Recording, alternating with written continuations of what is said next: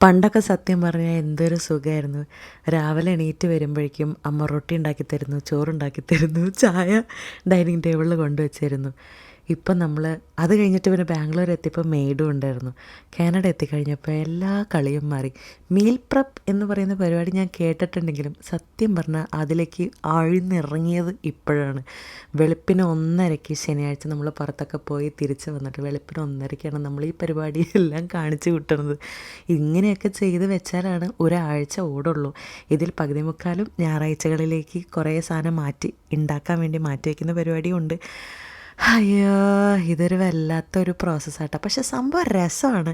രണ്ടുപേരും കൂടി ഒരുമിച്ചിരുന്ന് എല്ലാം ഇങ്ങനെ കട്ടിങ്ങും ക്ലീനിങ്ങും എല്ലാം കൂടി ഒരുമിച്ച് ചെയ്തിട്ട് എന്നിട്ട് കിടന്ന് ഉറങ്ങുമ്പോൾ പകുതി മുക്കാലും ഒരു സമാധാനം ഉണ്ടാവും.